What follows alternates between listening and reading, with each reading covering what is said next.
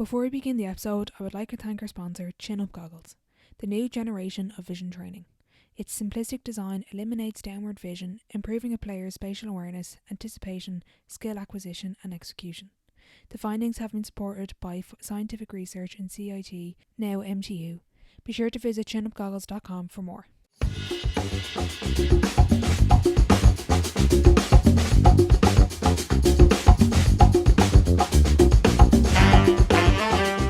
Welcome back to the Sideline Live podcast.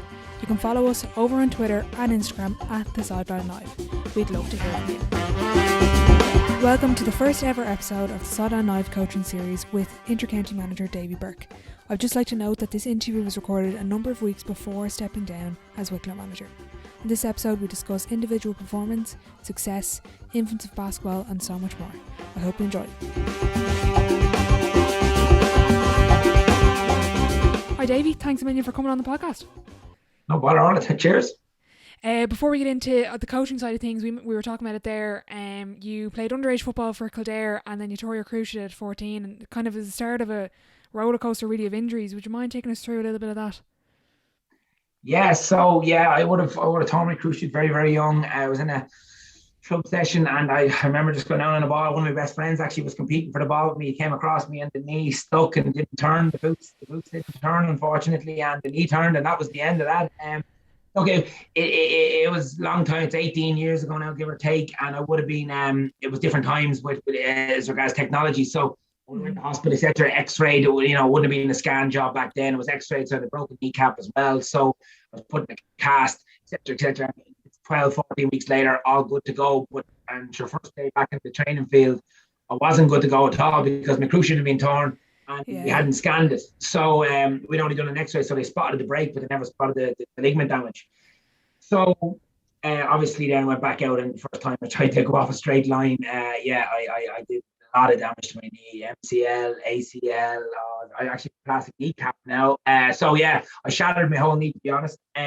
Jesus. And really, that was the end. Now, as I said to lots of people previously, I've no great loss to the playing fraternity, but still, I would have liked to go on another while, and a bit more left in me. But so that was really that. Like previous to that, I broke ankles, arms, fingers, you name it. I did collarbones, So I'm well versed in generally in that area. Yeah. So it drove you into coaching. I was interested to hear you got involved in failure teams and then you took the ladies senior job at 18 years of age. What was that like? I did. And I was a local club. I have to give a big shout out to Maria Fallon, who's still to this day the ladies' chairman. I seen her on the sideline last night, 18 years later, and she was a long time before that. She's 20 odd years done in County, which is in Leeds, there, my home club there. So Maria, in fairness, Maria took a chance on me, and look, it was me. My father would have been heavily involved. My mother and father would have founded the ladies section of our club, except something that wouldn't have came out of that blue. But at 18, it was not a risk, but it was definitely it was definitely a chance. Probably Maria took on me, and now it turned out we were very successful. We kind of won our first ever senior championship league. We done very well. Now I was very, very lucky with the players of the caliber we had too, and Aisling Jennings and Anya Gately and Deirdre Gately, like they're generational players. They don't come around. All stars you're talking about in a club team. So very, very lucky to have them. So that's where I started, and ultimately I've moved on a good bit since then. Yeah. What was it like for the players when they rocked up to training and there was an 18-year-old as the manager? Yeah. And the mad thing is, obviously I would have been very close because I would have known everyone, and as I said, Dad would have previously managed them or whoever, and all. I would have been always been around. And Mother was ladies chairperson herself for a number of years, so I wasn't exactly a stranger. But I'd say the dynamics of having an 18 or 19-year-old over you is obviously weird. For like there was women on that team aged 32, 33 to 17, and everything in between. And actually, my own wife would have been in and around the panel. She wasn't my wife at the time, obviously, but she was my partner or whatever, girlfriend at the time. And she was in and around the panel, and that was her last ever day the day I took the job because she couldn't work with me. So that'll tell you that. But yeah, look, I have to give credit to Deirdre Gately's, Emma McCartney's, Siobhan Glennon's. There was 5 or 6 elder women on that team who all would have came through Kildare. My dad would have managed to play a senior lady, so they all would have had him for a long time. And I have to they ran it for me because ultimately I wasn't ready. Let's be honest about it. I wasn't ready to be a senior manager. I probably was a decent coach. And all that. And in fairness, that's probably more what I done. I have to give credit to the girls. They probably managed it, looking back on it, really. Yeah. I don't know, the coaching would have set them up, etc., etc. But in fairness to them girls, there was no message, nothing went on whatsoever that they didn't know about, they didn't run. And it probably only taken me 10 years to really understand what they were doing, you know. And one other thing on that, for any young coaches or whatever out there, particularly get in the ladies' game or anything like that, Maria Fallon, the chairperson, was telling me, I never understand this as a confident 18-year-old, and I never got it. But Maria didn't miss one session, one game, one meeting, one anything, right? The whole time, and I was there 3 years or something like that. Right? And I never got my head around why. I couldn't understand. I was like, and it was nearly a stage where she ever feck off, you know. And right, but right again, 5, 6, 7, 8, 10 years later, I now copped it, and she's actually the mother of one of my best friends, and. Good chat with her there one night.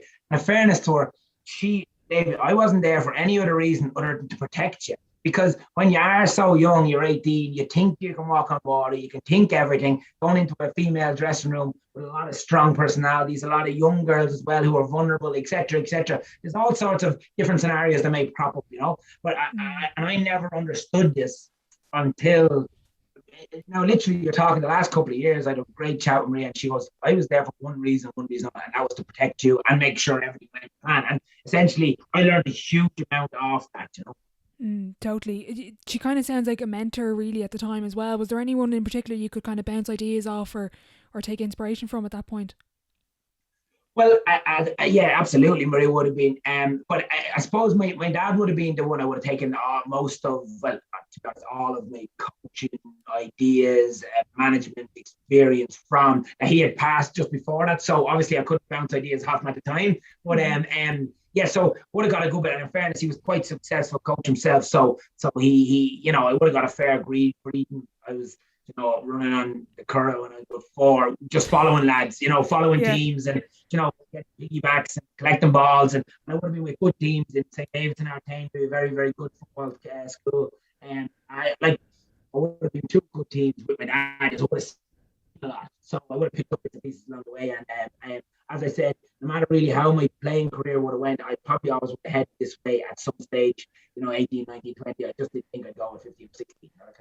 Yeah, I know what you mean. You were then involved with the Kildare minor ladies team, and you moved on to Dublin senior ladies, where you were a selector with Greg McGonigal.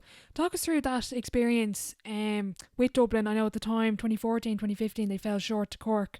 But that obviously huge learning in being involved in those teams. Yeah, absolutely. Yeah. The Dublin experience, it's absolutely, there's no doubt about it. It's the most experience I picked up in my career to date. Was working with that bunch of girls and the management team. Wow. First of all, just with Greg, I picked up a huge amount of Greg. Greg he's still going, an excellent coach. Really, really good coach, good tactician, well able to set a team up. And what I particularly learned of him is his ability to work with county boards, structures, club fixtures. I have to say that sort of stuff would have been a small bit alien to me at the time. You know, it's 7, 8 years ago. I wouldn't have I would have believed sure the county manager goes out, manages the team, trains the team, and don't worry about any of that crack. Whereas unfortunately, Davey, that's not the story, which I well know now, but back then I didn't, you know. Yeah. So Greg would have taught me a huge amount about dealing with personalities and county boards, dealing with clubs, etc., etc. So I learned a huge amount off that. But the playing group themselves, I've never met a better, more driven and more fearsome bunch in that group. Sinead Goldrick, Denise Masterson, Colleen O'Connor, Siobhan McGrath, Circle Furlong, like Sinead Ahern. They are serious women and serious footballers, athletes, you know, you name it, they are. I don't have the words to describe.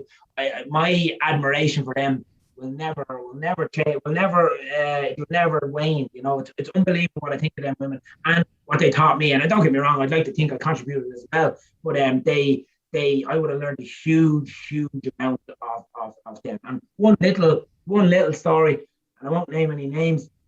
Just so that again, I took a huge amount out of. We were playing a challenge game in Belfast, played Donegal in Belfast, and we were on the bus home. The usual crack, stopped in one of the apple greens on the way home, and a seriously experienced team. And obviously there was 3 or 4, probably just out minor, or could have been minor at the time. I'm not fully sure. Now have gone on to be very, very successful and continue to be very successful players at the minute. But so say with 35 traveling with us, whatever, and girls are going in, maybe getting a wrap, or maybe getting a wee bar, or whatever the crack is, bottle of water, whatever it might be. And one girl anyway decided to go over to Burger King. And the other 34 were, trying to eat fruit and whatever, really looking after themselves. And it wasn't just because managers were there. This is the standard. This is the culture, As I said, 17, probably 16, 17 at that age, has been brought in probably as a development player, was in the queue for Burger King. And again, management never seen any of this. And this is the beauty of all this, in the queue for Burger King. And 2 of the more senior players, who probably I've mentioned already, just walked over and a little tap on the shoulder and said, "You're in the wrong queue," and is in over here, and here's your banana, here's your apple, here's your bottle of water, and out the door, that kind of way. And for me, again, that was a massive show of leadership, strength within a group. And again, no drama, no nothing, never mentioned again. It was just, come on over here. I honestly, it's something I've taken with me forever. The best bunch of leaders I've ever seen were them. So, I think it's clear I took an awful lot out of my 2 years. Totally, yeah. You spoke about there the leadership as well. There's something I admire particularly about that group 2014 in particular, because of the game, but their resilience to come back from particularly that game in 2014 when they had it, and unfortunately they lost the game, but they just kept coming. And you could you tell that they were knocking at the door, like that success was on the way during your time? Were the kind of like were the crumbs there that you could see, right, these girls are going to win All Ireland, it's just a question of when they can get over the line? Yeah, absolutely. Oh God, look, absolutely. They let's be honest, we should have won in 2014. And I can speak for myself. I can't speak for Greg, but I would have regrets on how we managed the game out on the sideline tactically. 7 or 8 years on, I would definitely do things slightly different. But again, and I'm sure probably Greg, it's similar. But no, having said that, we didn't do everything wrong. We got 10 points up on the best team of all time. That kind of way. So I'm just talking literally minor. You'd wreck your own head thinking, you can't sleep, and years later still going through your head. Yeah, exactly. So look, obviously, was there crumbs? Geez, there wasn't crumbs. There was full biscuits there. You could see everything. You could see the whole lot there. But the one thing you could also see was the age profile between, say, for example, Denise Masters and Karina Surka. They were getting near the end. So it was a case of could we get it together in order to keep them key leaders on the field, because when you're playing the Corks, it is what back then. Geez, you need them on the field. There's no 2 ways about it, So, totally. You could see it all the time. And a huge disappointment. Probably the single most game I've taken the biggest learning from my life was that game. The 2014 All-Ireland final, in that, say, for example, you're looking around, there's people in the crowd hugging and celebrating the 3 or 4 minutes to go, you're 4 or 5 points up, whatever's the case, and all the backroom teams getting excited, run up and down sidelines, etc. And I would have taken huge learning from that. You're nowhere until that whistle goes. Yeah, especially with Cork knocking on the door. You don't write them off. No. I'm interested to hear what you like, the difference really between coaching men and women. And I've listened to a couple of coaches before, but I think it's a really interesting topic because I'm involved in ladies coaching. But what's your take on it, and how did you find the big differences between the two? The differences between the two.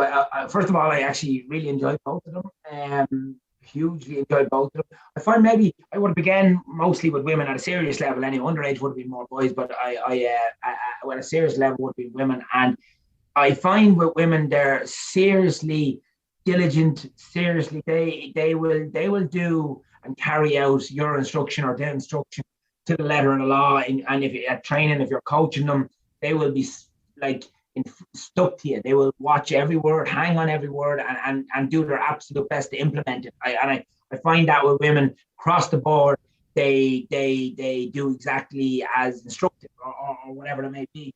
And they're very, very enjoyable as well. Another thing with women is the crack you have at ladies' teams is so it's unbelievable. It really is. Yeah. And a lot of my friends and a lot of lads out there who've never been involved probably wouldn't get it. They've all been in male-dominated dressing rooms, etc.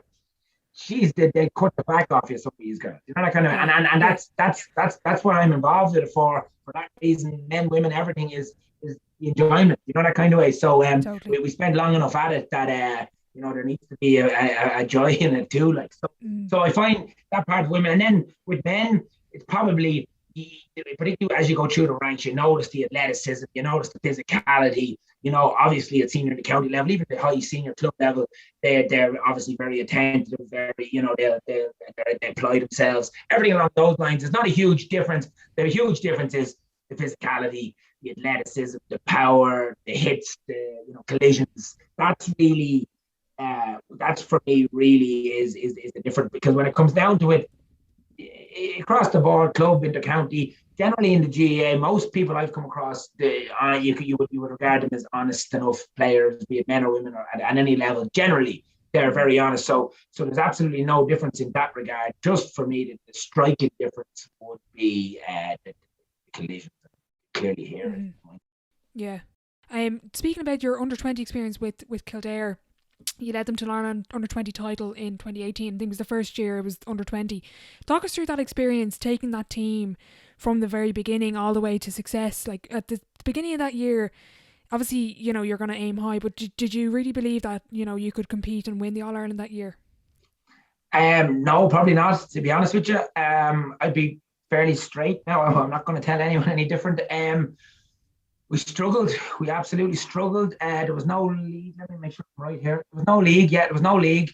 Literally, you're playing a couple of challenge games. As far as it was, if I remember back, I think we couldn't play challenges in mid-April. There was all sorts of mad rules in, and there was mad stuff in all there. It was a development competition, but then you're talking about one of the best forwards in the country, and Jimmy Hyland being a development competition. You sit there going, hang on here, lads. So obviously that wasn't going to work. So yeah, look, we couldn't play challenges up until I think it was mid-April, and our first round of championship might have been mid-May. So I literally got a couple of games in. I got married in early May, so we kind of had to take a week or a few days there to do that. So look, we really struggled from January, February. Would have lost a few key lads. A few lads would have opted out.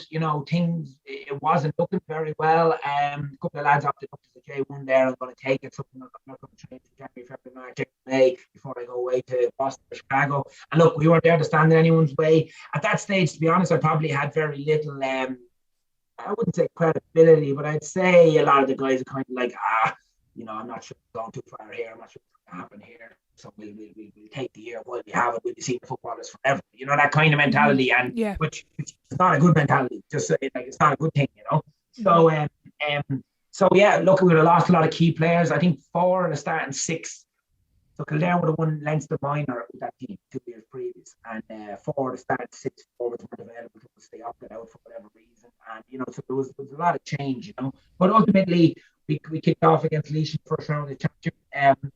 Again, for a reason, or probably a culture reason, we didn't have our best team on the field. There was guys we had to leave out that day. Ultimately, got over the line by a point, having been 7 or 8 points down in Connacht Park, which isn't a good place to be. 7 or 8 points down at home, and it was game over. But ultimately, we pulled it out of the fire, won by a point. Travelled up to Meath, then moved on into who was that? Offaly. Yeah, so went Meath. Where do we go from there? Going back on it. Yeah, we went Carlow. Yeah, we went Carlow, Offaly, and Dublin and Leicester final. That's the route we went. And I tell you, the 2018 summer, if you remember, it was the hottest, most prolonged heat. The grass was all yellow. Yeah. Burnt. Every pitch was burnt. We played back to Cullen Park. Oh my God, you wouldn't believe it. It was like a tennis court. It was absolutely burnt to bits. And with this competition, you play Friday nights, or whatever. It was a couple of Saturday games, but generally it's midweek. So it was roast hot, and it was unbelievably enjoyable because we'd 4 seriously talented players playing with the senior team or on the senior panel, right? And we'd very little access to them, which is fair enough because that's the way it is, But in fairness to Keane, the senior manager at the time, he did drop them down to us, as much as he could. But it's very difficult to plonk 4 lads into any team. I've not trained with you, not done anything, very little plan, yourself. And then the crowd are expecting these senior players to light it up. And they don't understand. They're coming to a completely different team. It's completely alien. It doesn't matter how talented you are. No, it makes no odds. And it's completely unfair, the pressure that's put on these lads. And they're expected to light it up. And if they don't light it up, sure, look, he's a senior lad, his head's wrong, he didn't want to be there, which is the absolute nonsense. But they just find it hard to get going. But you see, it was week on week, and my God, I've never seen a team progress the way we progressed. We just got better. You couldn't measure the improvement in us. If there was drug testing, you'd wonder. To be honest with you, it was seriously now. The rate of knots we improved week to week was incredible. We probably trained once a week because we were playing championship each, Friday or Saturday. We probably done a gym session, and one pitch session is all we would have done midweek just to keep the legs right, And geez, the rate of improvement in them. Now, I do think it was probably the first time the majority were exposed to high level coaching, setup tactics, awareness. I probably think it probably came through development squads and good underage setups, but more probably just that underage setups where we were trying to build run a senior setup if we could, and the whole idea we would have had, regardless of winning or losing, would be to make the transition for as many of them boys to the senior squad as seamless as possible. That was the idea. Yeah. So if for that to happen, the under-20s had to be ran at a certain level, So yeah, they really, we just improved. Big underdogs going into Dublin, convincing enough win there, and then rolled into Kerry. And look, I'll put it like this: it was a Friday night. We played Dublin in O'Connor Park, and it was a late game, so I think we got back to Newbridge. I think it's 10:30, 11:15. We literally had 4 or 5 beers each. That's all we got in, and it was home. But we did meet up to Saturday now, and probably against the county board's wishes, we met up to Saturday because we Kerry 7 days later now in an All-Ireland semi-final. But I'm a firm believer, and I even had it with Wicklow, which we'll get on to. I'm a firm believer in life. You got to celebrate now. Whatever you do now, a victory or a target, and the Leinster Championship was a genuine target, And I'm a firm believer you have to celebrate it there and then. I don't believe this stuff, right? Whenever our season comes to an end, we'll have the few, we'll go out there.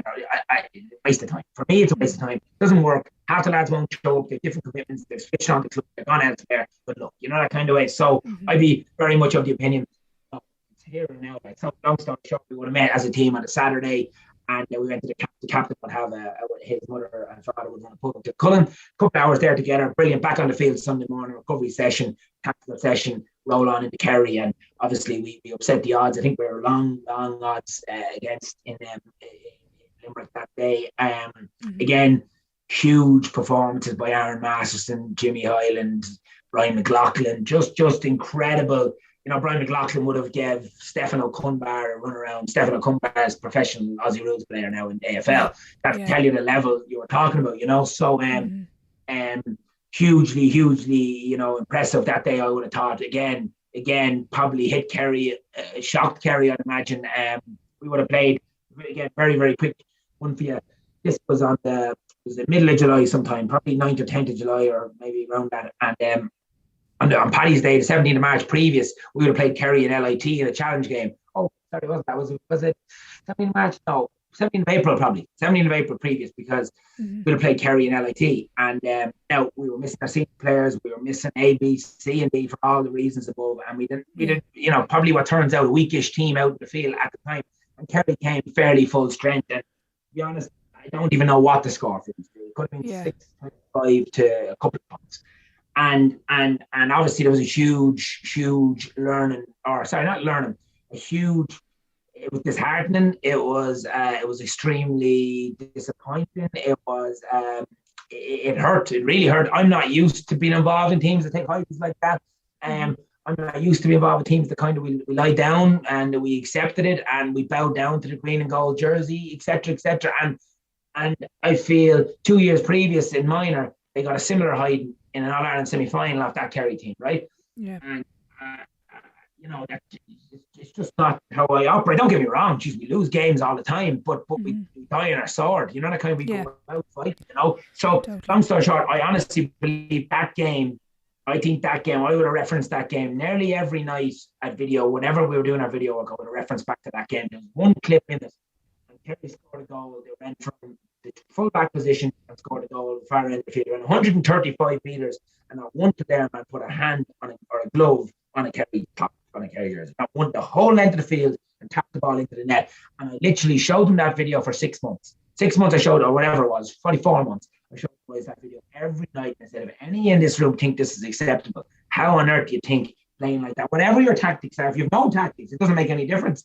You know, the first and foremost is we got to get some form of contact on here, you know, and so literally I'd say their heads were minced watching it. And it's not nice, you know, when you're being called out, well, John, what are you doing here, John? What's the story? Like, and then time and time again, you can imagine John had he was fairly annoyed, you know, yourself, but ultimately John didn't miss another tackle. Do you know that kind of way? Like, so that, and that's the way it went. So I would credit that game with really focusing me anyway on the challenge at hand. And then obviously we're looking enough to carry that day all in 3-week break. I thought it was actually quite difficult, not gonna lie to you. Yeah. How did you approach that?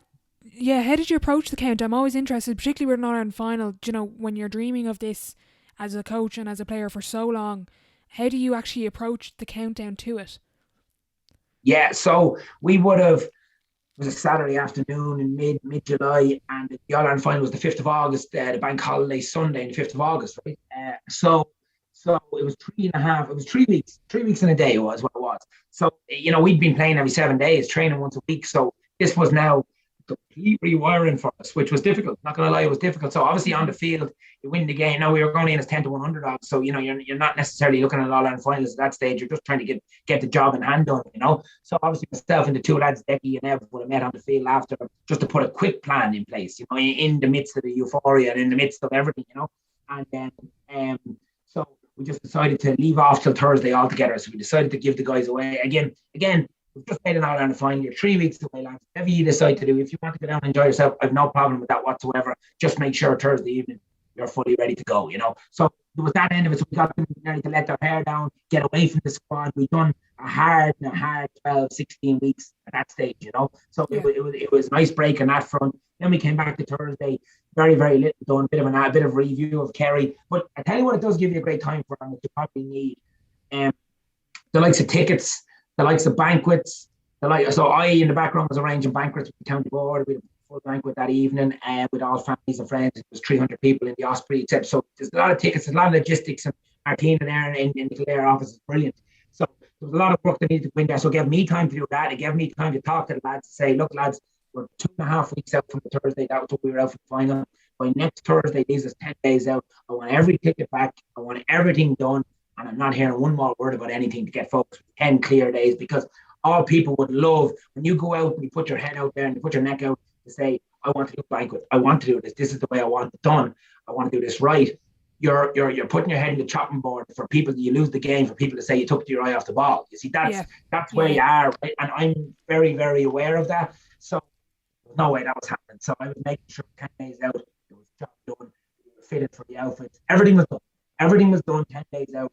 And obviously we were training away as well. And if 10 days out, there's a full-on meeting. And it was literally, it was very, very simple, lads. You know, we have the party arranged, we have the outfits arranged, and now it's up to us to decide, is it a wedding or is it a wake you're going to? Essentially, that's it. And that was the conversation, word for word. It was 1 minute.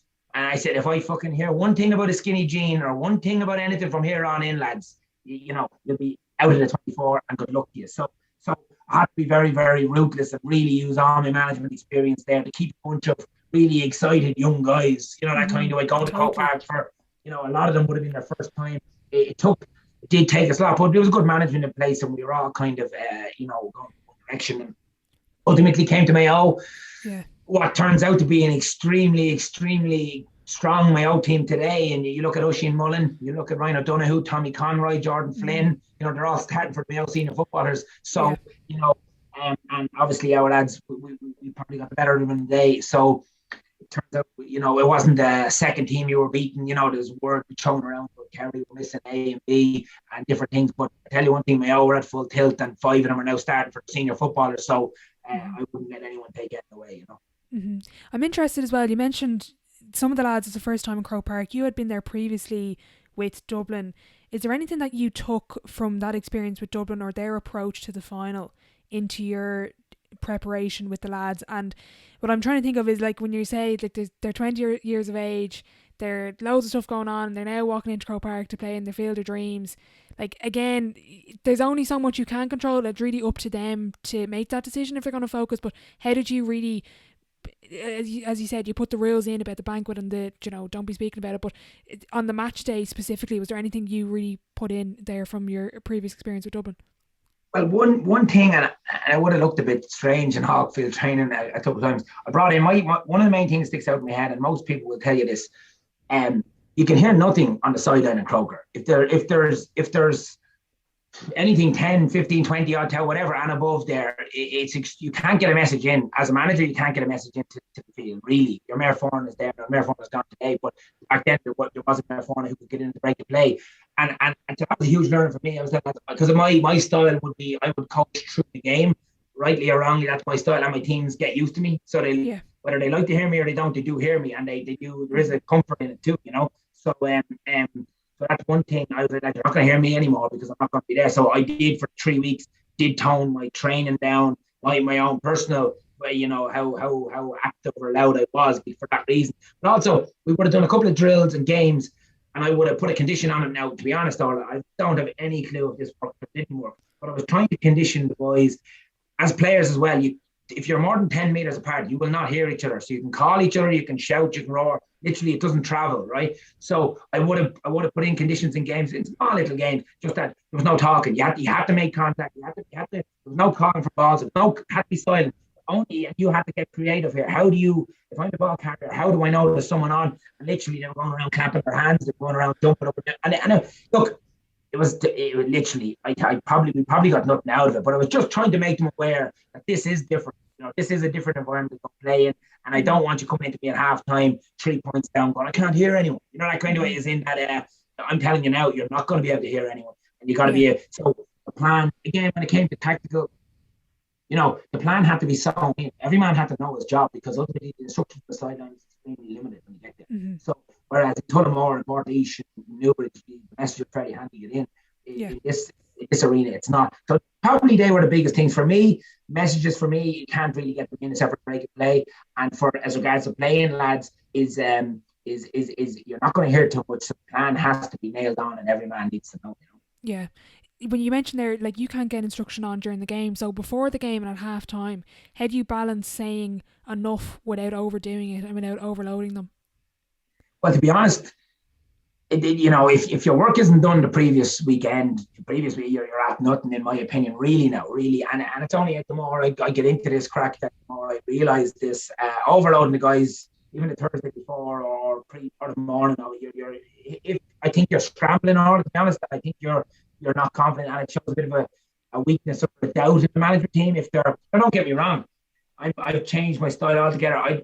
Pre-match, there's very little, 30-second geo, maybe pre-match is all we do. But like before the pre-match meal, 2 or 3 hours earlier, we'll do a 8 to 10 minute brief, right, lads? A, B, C, and D. That kind of way, just to recap. But that's it. There's nothing new. There's nothing anything. That's it. And then they go into the lesson, whatever it might be, and we do it.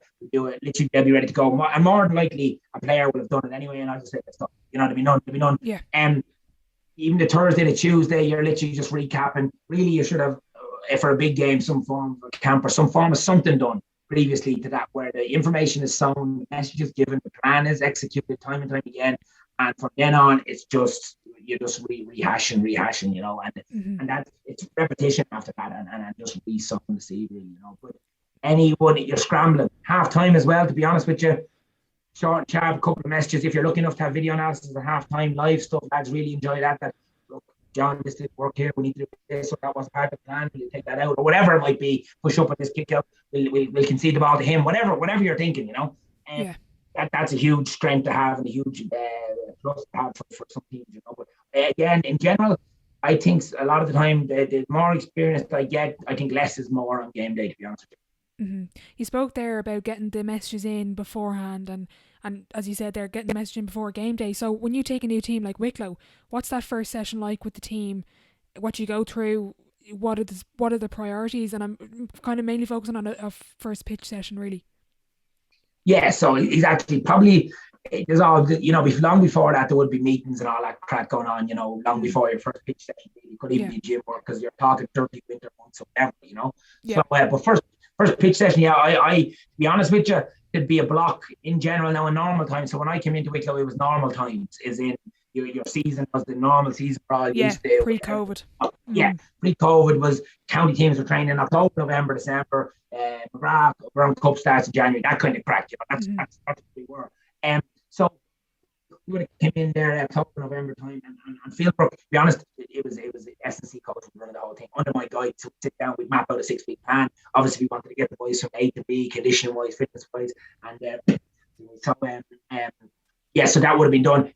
My involvement, obviously, I was there. I would have been G'ing up, doing a bit of coaching, small, but relatively small, knowing full well that I want my voice to be fresh when we get into the football. So, that was the whole idea, was that the S&C coach and the other coaches kind of run the pre-season under my guidance, and once we get into football, then I'll be fresh and ready to go, And is when you're getting to know the lads, as I presume, while the S&C coach is running session, you're there, you're getting to know the lads. How do you approach sort of leadership and probably selecting captains? What's your take on leadership groups? I know that's quite popular.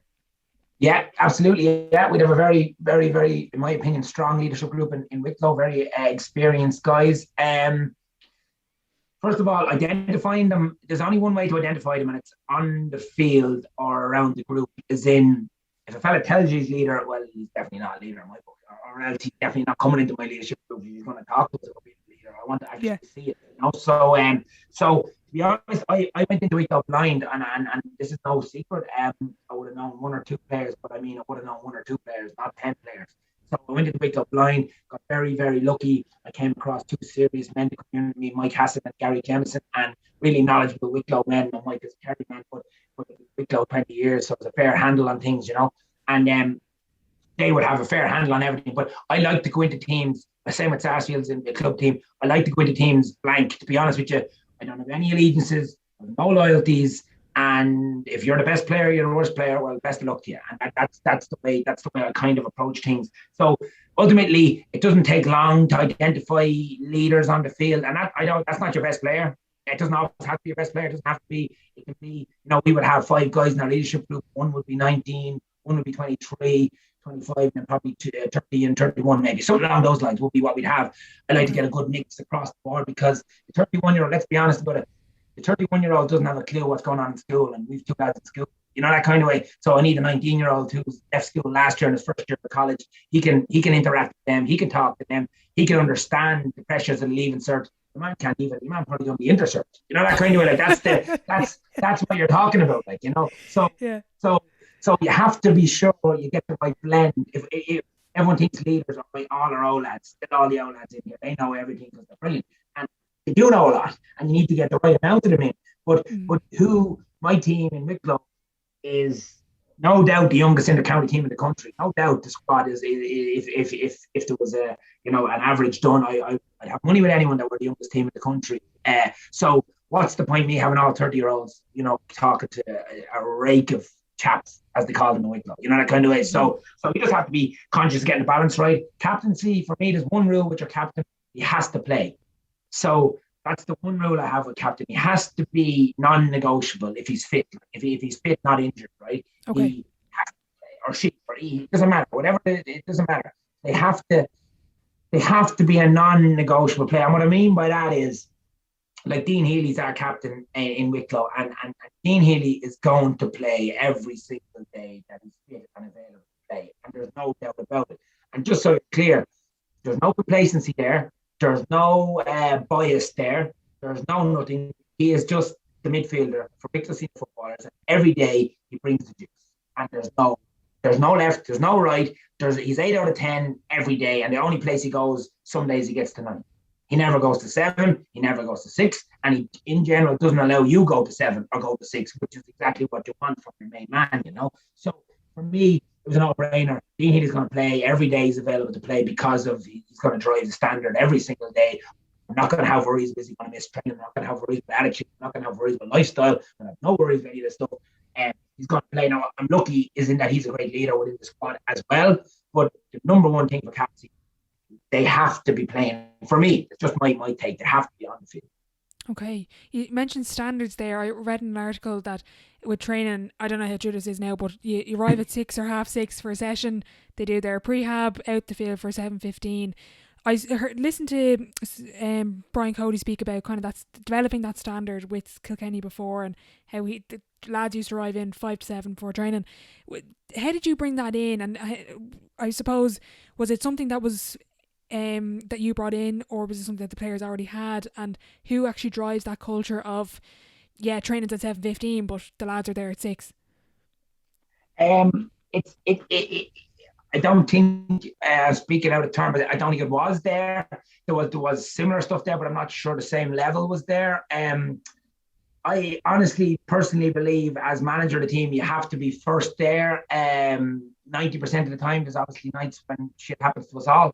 But I honestly believe as manager of the team, you set the standard, you set the tone, and you got to be there, doing your own work, be it video work, be it meetings, whatever you got to do, set your team up, plan your session. You need to be first there to do it. And these players are very intelligent. When they're driving into the car park, he's here again, he's here. Geez, I'm used to being first, I'm not first anymore. It nearly becomes a competition. We're competitive animals at that level. And geez, he's not beating me the next night, I'm going to make sure. And you'll find I would have been slightly frustrated at times with timekeeping and different things, throughout the first year particularly, and ultimately took me to act on it. And if a fella wasn't there on time, well, he didn't feature or he didn't partake in training or whatever it needed to be.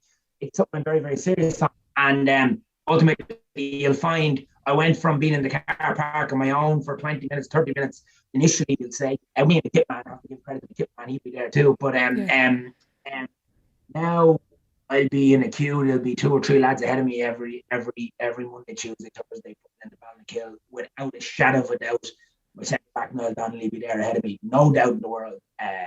So that's a little competition. And don't get me wrong, not artificial. We've never spoken about this, but I mean, okay.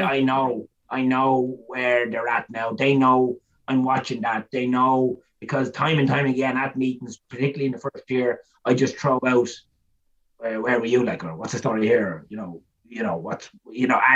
no one really wants to be in that position.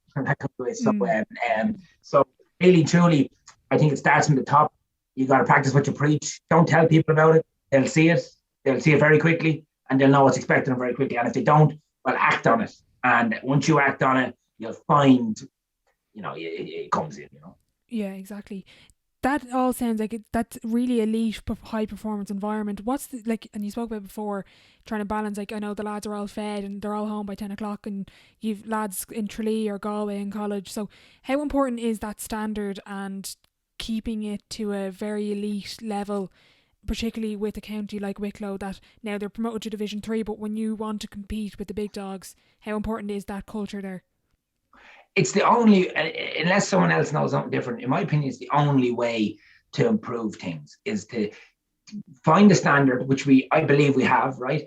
Find a consistent standard. It's about consistency. When I came in, again, and this isn't pops at anybody, when I came in, our yo-yo team is in, they'll be brilliant tonight training. Tomorrow, they'll be junior club team. And I'm just there going, hang on here, lads. Don't be brilliant last night and don't be terrible tomorrow night. Meet me in the middle here and give me a 7. You just give me a 7, I can work with it. And we'll go every night at 7 or whatever it might be. And that's that. It took us a while. It took us a good while. Okay. It took us a good long time to get there. Now, honestly, I do believe we're there. I believe we found a consistency in our training. I believe we found a consistency in our play. And each night we turn up, we train hard. They're expected to meet the standards, timekeeping, prehab, analysis, whatever they need to have done, they expect to have it done. If they don't have it done, well, then they don't feature. So and again, that comes back to your number 1 or your number 35. It's across the board, So for me, the only way for the Wicklows of this world, Wexfords, Waterfords, out of the mire or whatever you want to call it, is to raise standards and make them non-negotiable, because these lads are winners. These lads want to win. These lads are competitors. And they've probably been beaten down over the years. That kind of beaten down, yeah. But strip that back. These are as good as, ability-wise, there's no doubt these guys have all the ability in the world. I have lots of footballers. We're lacking probably in size, probably lacking conditioning, probably a couple of years behind on that front, but we'll get there. The structure's in place now. We'll get there, but just not there yet. And as I said, probably a little bit demoralised, beaten down by, defeats, structures, one championship game a year, good luck, lads, see us in 12 months, that kind of stuff. Yeah. All that different stuff. So for me, strip it all back, make it an enjoyable environment. But an enjoyable environment for a competitor, in my experience, is something that challenges you. It's the only way to do it. If I'm not being challenged, I have no interest in being somewhere, to be perfectly honest with you. And if them guys aren't coming to me at the end of the week or at the end of the month and going, right, love that idea, or like, don't like that idea, can we try this? You know, they've all the brains. They're on the field. They've seen a lot more than I've done. They've acted it out. So we'd be hugely player-driven in that front, open that if you have something to contribute, come with it, you know. Yeah. What are your non-negotiables then within the squad? Well, three things. The first time I ever meet anyone will be, I'm sure I get these right, is turn up on time, wear the right gear, and tackle. And that's literally it. That's all I'll ever say. Turn up on time, wear the right gear, and tackle. And like at this level, it's quite difficult not to do that. You know, that kind of put you'd be surprised, or it doesn't always happen. Right? It doesn't always happen. And look, when I talk about timekeeping, you know, I've had so many Barneys over the years with so many players. You know, when lads are caught on the N7 at Bray and they're 10 minutes late with training, that's not a problem. And he's busting his gut to get out of Grand Thornton in town there. He's, you know, quantity surveyor or whatever, project manager. He's busting his gut on a Tuesday to get down the road. He turns up 10 minutes late. Clap on the back, thanks for coming. Let's go. That's what he gets. It's the student that's lying in bed on the Saturday morning or on the Tuesday all afternoon watching Home and Away that's late for training and late for prehab. It absolutely drives me around the twist. And I can't stand for it, won't stand for it. And ultimately, it just doesn't work. So that's, you know, some people think there's obviously genuine, you know, that case of working late. Yeah. But it's just, you know, when you're available to be there, make sure you're there. And if you're told to be there at 7, be there at 10 to 7. That's just, look, it's just one of them things I have. Yeah, it's the Coach Carter role. Have you seen that movie? Yeah.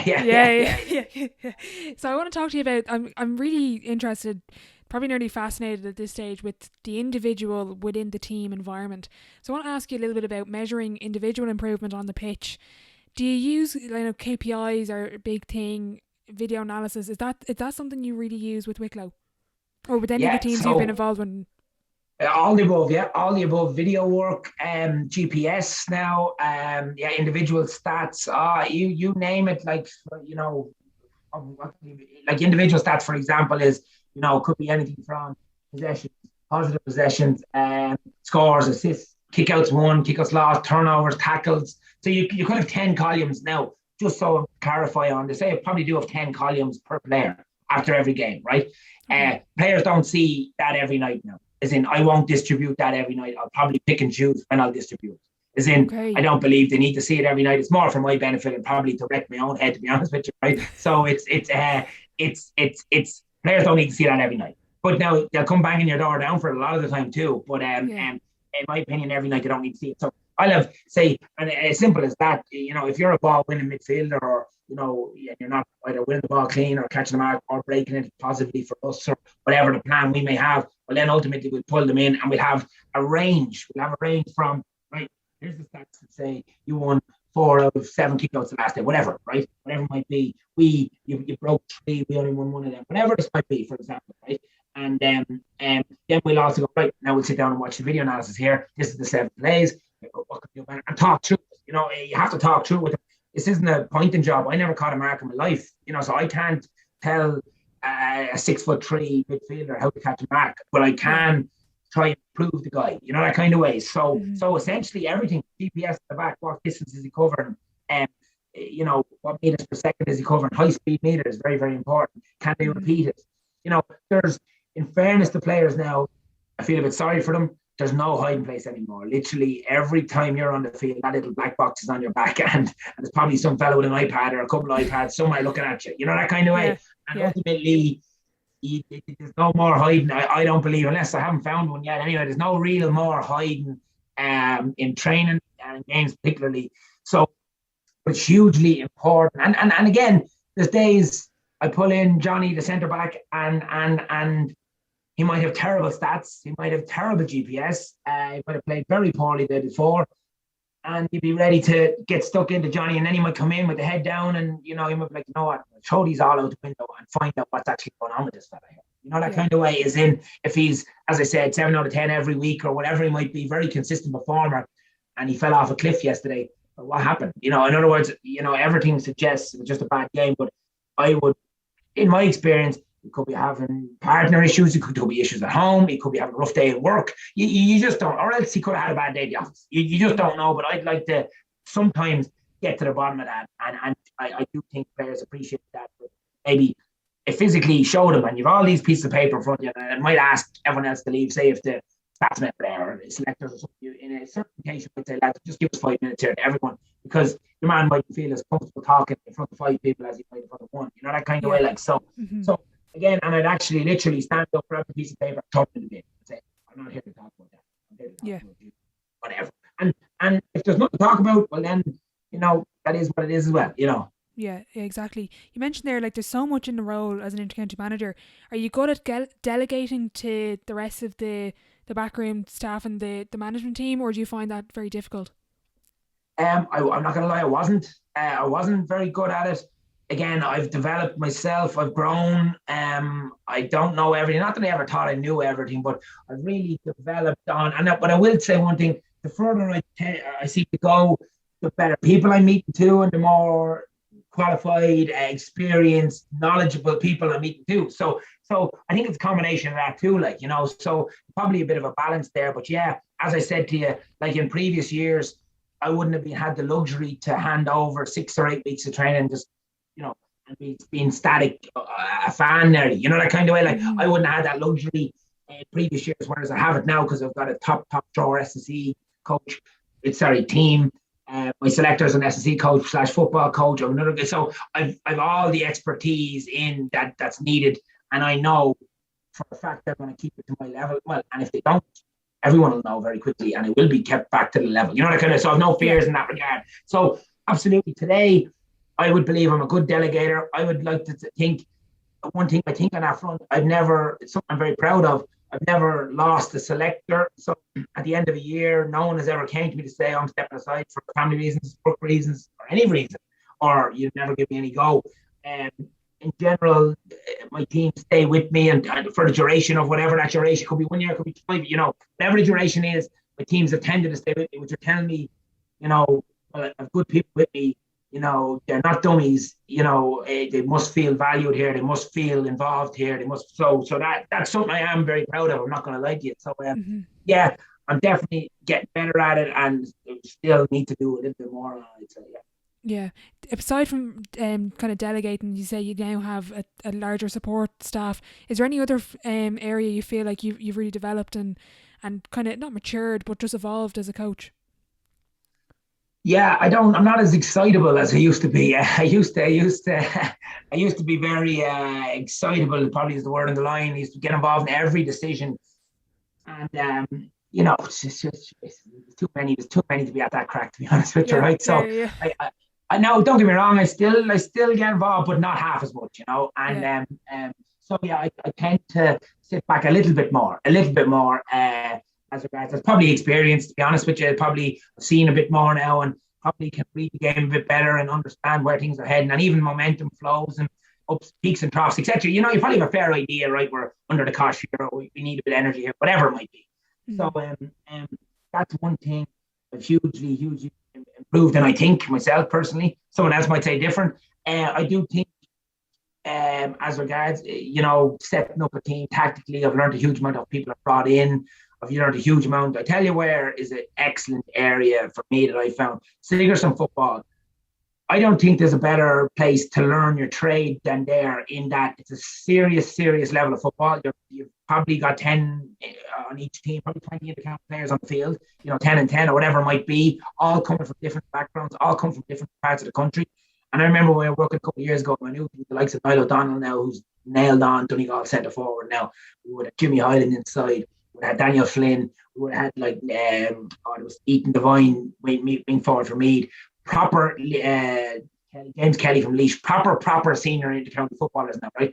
And you've got access to them, and they've access to you. And I'd be picking their brains, right, lads? What are you doing in this scenario? How do we set up here? What are you doing? And this is what I would like to do. What are you doing different? And probably meet in the middle somewhere, or take a bit what they're doing in Donegal, take a bit of what we're doing in Kildare or Wicklow or wherever you are, and marry it, and you tend to come out with something good, that kind of way. And for me, a huge thing that I probably learned just better at taking information in, growing, trying to soak, be a bit of a sponge. Now I always was a bit of a sponge in that you could have found me at any course. It was one disappointing thing over the years.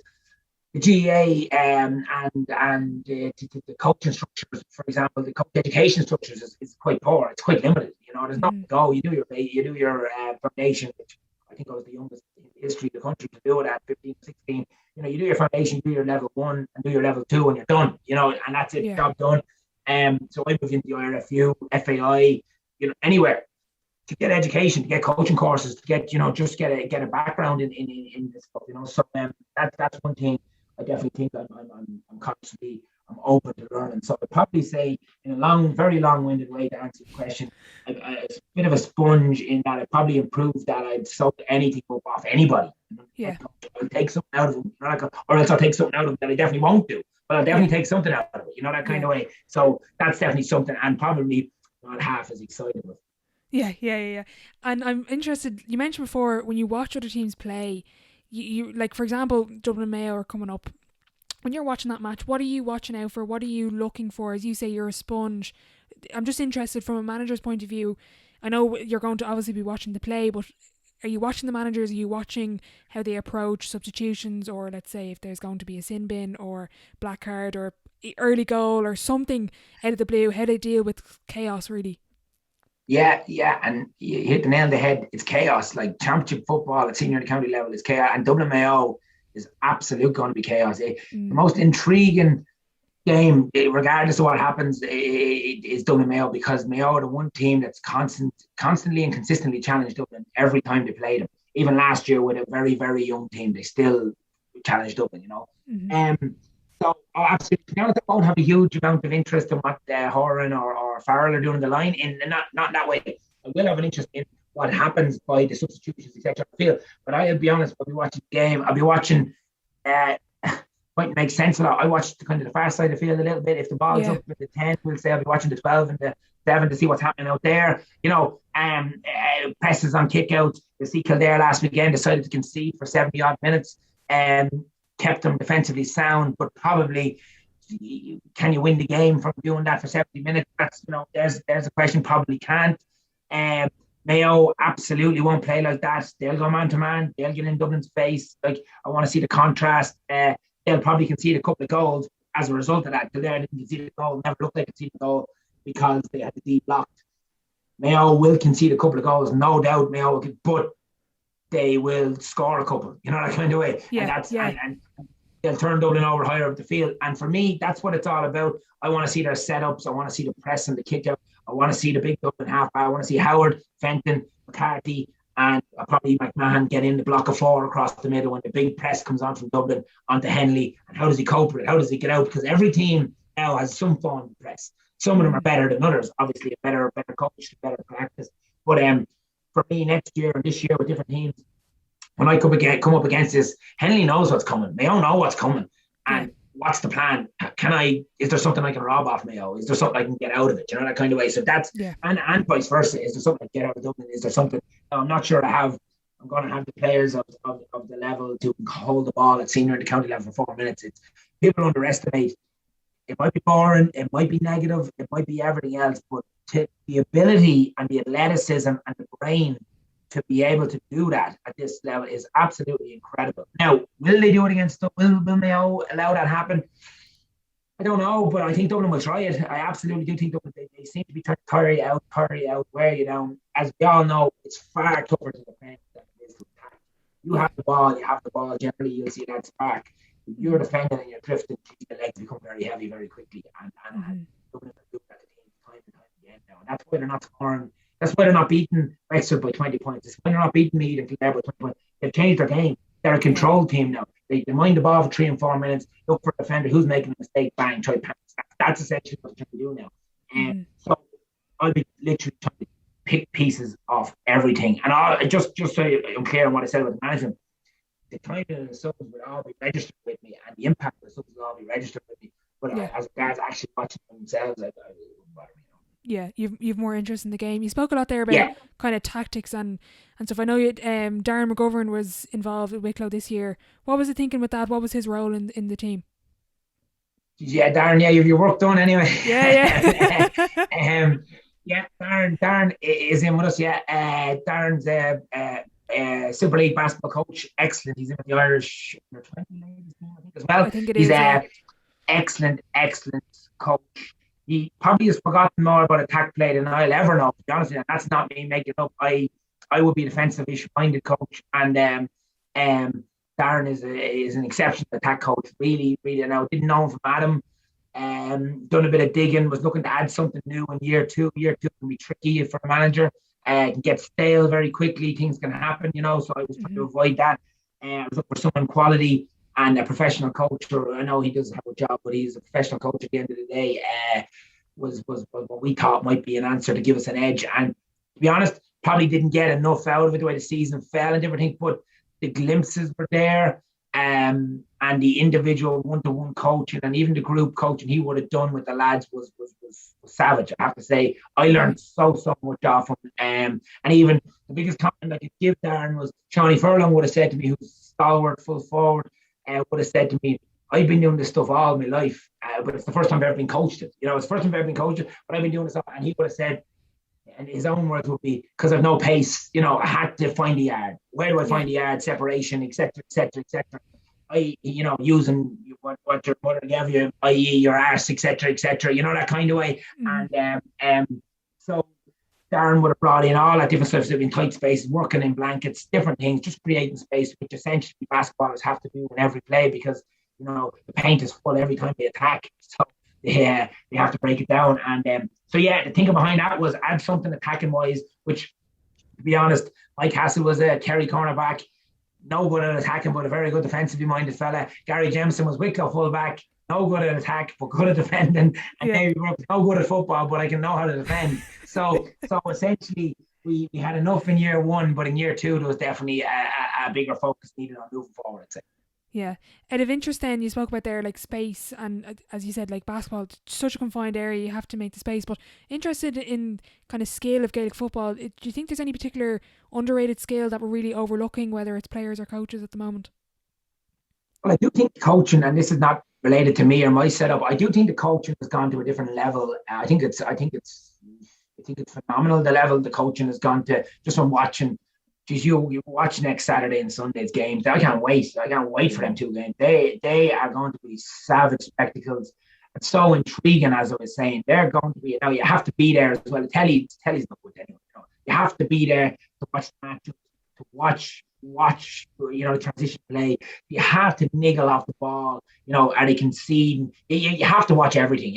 So you have to be there. I think the coaching, perfectly honest with you. And an example of that is Rory Began and Niall Morgan last Saturday or Sunday. They're blocking spaces miles up the field, tackling. The Began nearly scored at one stage. All the Began getting a massive turnover off Matty Donnelly. The game has gone to a different place now, and I just hope the public, the general public and the general fan appreciate and understand that for Monaghan and Tyrone to put on that the last day, while it wasn't swashbuckling by any manner of means, but it was a seriously intriguing game for someone who got what was going on, that kind of way. And the game of chess that was in it, and the coaching element, and the hours and hours and hours that went into that. So that's the first thing I'd say. The second thing I'd say is the skill levels now has gone through the roof for players, and that's just practice and time. And one thing for me, I'll go back to Dublin here. The skill execution is absolutely top drawer, and it's what separates them. There's no doubt in my mind it's what separates them from everybody else, right? In that the ball goes to chest, the ball goes to hand, or the ball bounces one in front of them.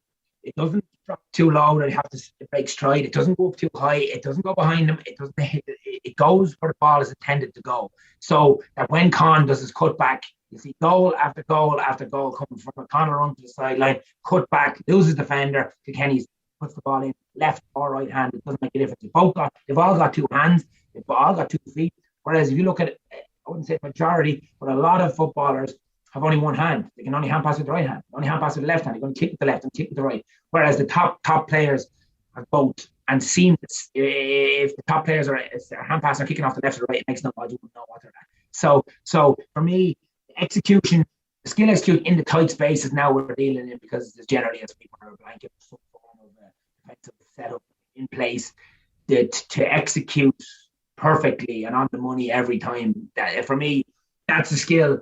And people just think, oh, it's a hand pass, you have to execute it. Well, you try execute that hand pass at that pace in that small environment, with two defenders trying to bait you, that kind of way. It's serious skill for me, Yeah, you spoke about there the skill wise, and you mentioned Dublin, they're All-Ireland champions. Everyone is everyone's just chasing them. Being honest, that is because they're All-Ireland champions. But if you look at the good players and the great players and the good teams and the great teams, mentality wise, standard wise, what do you think separates the good from the great?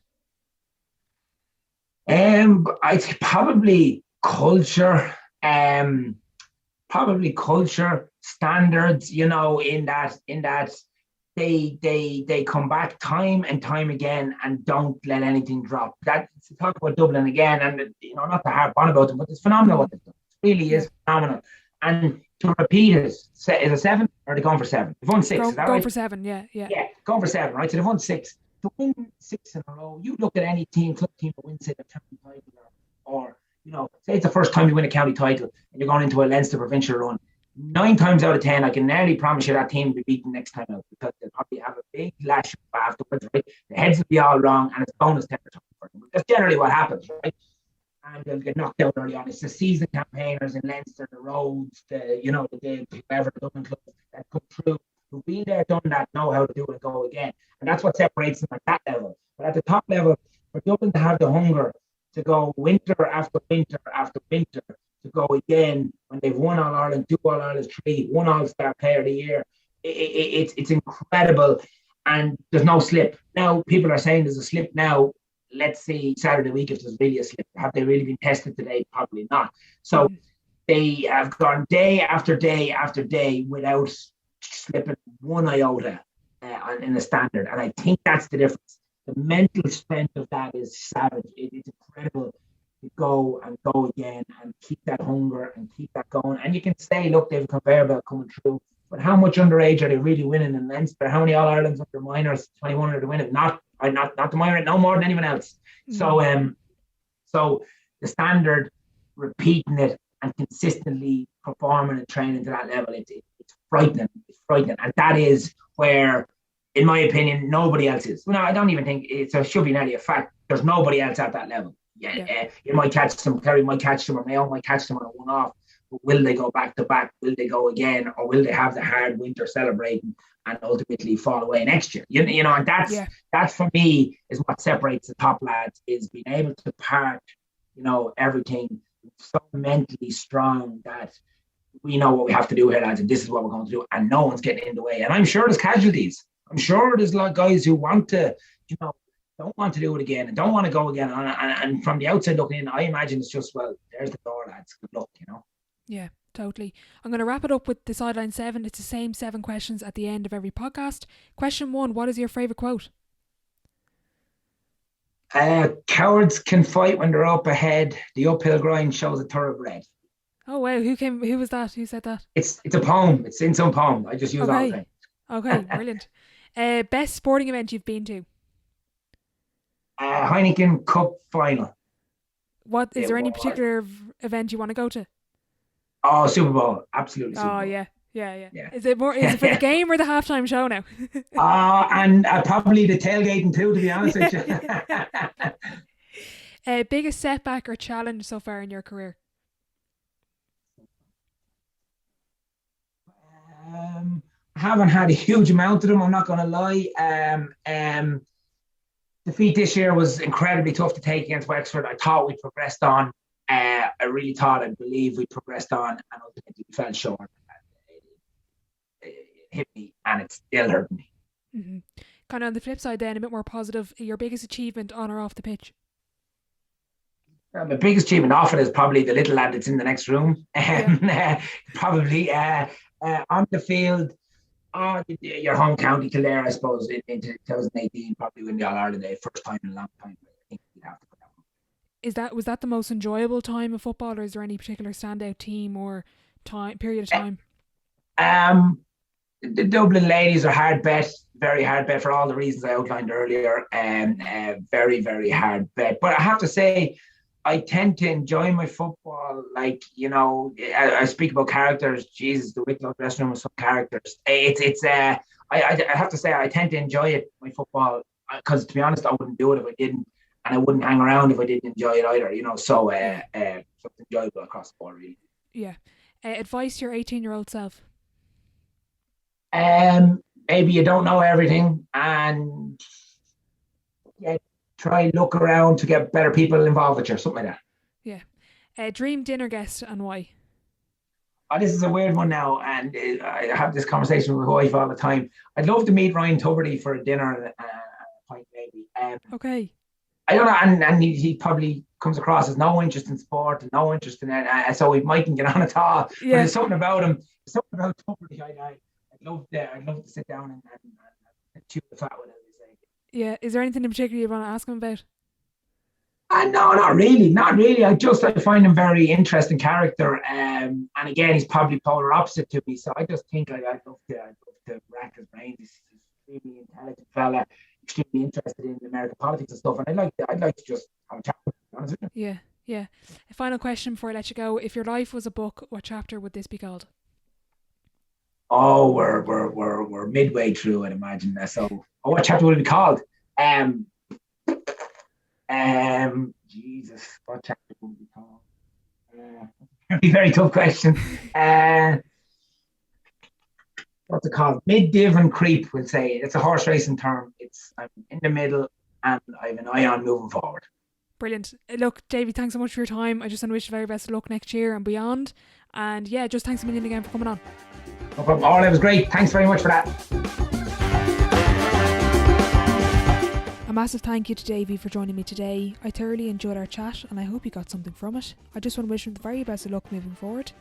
If you did enjoy the episode, I'd really appreciate if you could leave a rating and a review over on Apple Podcasts, as it does help the show grow. And don't forget to check out the brand new website, thesidelinelive.com, for more. Be sure to tune in next week for our second edition of the coaching series. Thanks for listening, and I'll catch you next week.